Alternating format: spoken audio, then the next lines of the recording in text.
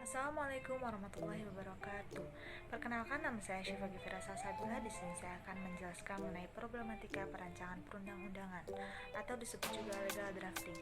Secara harfiah, legal drafting dapat diterjemahkan secara bebas dengan penyusunan atau perancangan peraturan perundang-undangan dari pendekatan hukum. Legal drafting adalah kegiatan praktik hukum yang menghasilkan peraturan. Misalnya, pemerintah membuat peraturan perundang-undangan, hakim membuat keputusan pengadilan yang mengikat publik, swasta membuat ketentuan atau peraturan private seperti perjanjian atau kontrak, kerjasama dan lainnya yang mengikat pihak-pihak yang melakukan perjanjian kontrak. Dalam materi ini, legal drafting dipahami bukan sebagai perancangan hukum dalam arti luas, melainkan hukum dalam arti sempit, yakni undang-undang atau perundang-undangan. Legal drafting merupakan konsep dasar tentang penyusunan peraturan perundang-undangan yang berisi tentang naskah akademik hasil kajian ilmiah beserta naskah awal peraturan perundang-undangan yang diusulkan. Sedangkan pembentukan peraturan perundang-undangan adalah proses pembuatan peraturan perundang-undangan yang pada dasarnya dimulai dari perencanaan, persiapan, teknik penyusunan, perumusan, pembahasan, pengesahan, pengundangan, dan penyebarluasan. Tegasnya, kegiatan legal drafting adalah dalam rangka pembentukan peraturan perundang-undangan. 1. Undang-Undang Nomor 12 Tahun 2011 tentang pembentukan peraturan perundang-undangan dijelaskan bahwa yang dimaksud dengan pembentukan peraturan perundang-undangan adalah pembuatan peraturan perundang-undangan yang mencakup tahapan perencanaan, penyusunan, pembahasan, pengesahan atau penetapan dan pengundangan. Keberadaan legal drafting ini mempertegas konsep negara hukum. Negara hukum menurut Wirjono Prodjodikoro adalah suatu negara yang di dalam wilayahnya semua alat kelengkapan negara, khususnya alat-alat perlengkapan dari pemerintahan dalam setiap tindakannya terhadap warga negara dan dalam berhubungan tidak boleh sewenang-wenang, melainkan harus memperhatikan hukum, dan semua orang dalam berhubungan kemasyarakatan harus tunduk pada peraturan hukum yang berlaku. Mekanisme dan dasar keberlakuan legal drafting di Indonesia.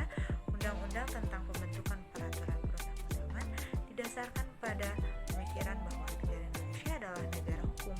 Sebagai negara hukum, segala aspek kehidupan dalam bidang kemasyarakatan, kebangsaan, dan kenegaraan termasuk pemerintahan haruslah berdasarkan atas hukum yang sesuai dengan sistem hukum nasional.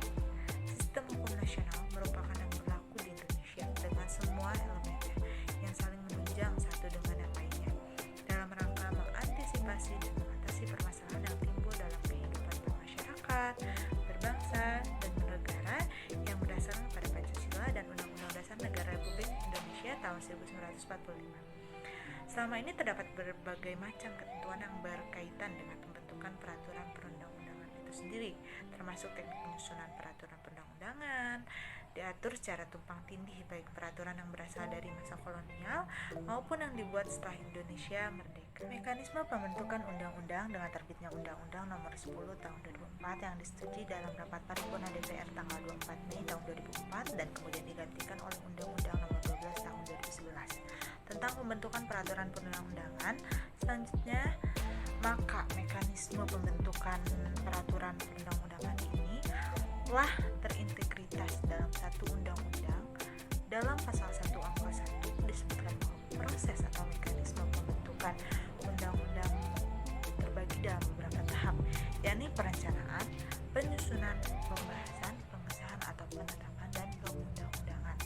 Dalam kajian hukum paling tidak ada 3 faktor yang menjadi parameter sebuah peraturan perundang-undangan dapat berlaku secara baik, yakni mempunyai dasar keberlakuan yuridis, sosiologis, dan filosofis. Yang pertama, ada keberlakuan yuridis. Keberlakuan yuridis atau normatif suatu peraturan atau kaidah jika kaidah itu merupakan bagian dari suatu kaidah hukum tertentu yang dalamnya kaidah-kaidah hukum saya menunjukkan yang satu terhadap yang lainnya. Sistem kaidah hukum yang demikian itu terdiri atas suatu keseluruhan hierarki kaidah hukum khusus yang bertumpu pada kaidah hukum umum. Di dalamnya kaidah hukum khusus yang lebih rendah diderivasi dari kaidah hukum yang lebih tinggi. Lalu yang kedua ada keberlakuan empiris. Dasar berlaku secara empiris atau sosiologis maksudnya adalah jika para warga masyarakat mematuhi hukum di mana hukum itu diberlakukan. Keberlakuan empiris dapat dilihat melalui sarana penelitian empiris empiris tentang perilaku warga masyarakat. Jika dari penelitian tersebut tampak bahwa masyarakat berperilaku dengan mengacu kepada keseluruhan kaidah hukum, maka terhadap keberlakuan empiris kaidah hukum, dengan demikian norma hukum tersebut mencerminkan kenyataan yang hidup dalam masyarakat. Yang ketiga ada keberlakuan filosofis. Setiap masyarakat selalu mempunyai right, yakni apa masyarakat harapan dari hukum diharapkan untuk menjamin adanya keadilan, kemanfaatan, dan ketertiban maupun kesejahteraan. Hukum juga harus mencerminkan sistem nilai yang baik sebagai sarana yang melindungi nilai-nilai maupun sebagai sarana mewujudkannya dalam tingkah laku masyarakat. Hukum tidak mungkin dapat dipisahkan dengan politik, terutama pada masyarakat yang sedang membangun, di mana pembangunan merupakan keputusan politik, sedangkan pembangunan jelas-jelas membutuhkan legalitas dari sektor hukum. Dalam kaitannya dengan kondisi politik dan hukum, sangat menarik untuk dikemukakan pendapatnya Philip B.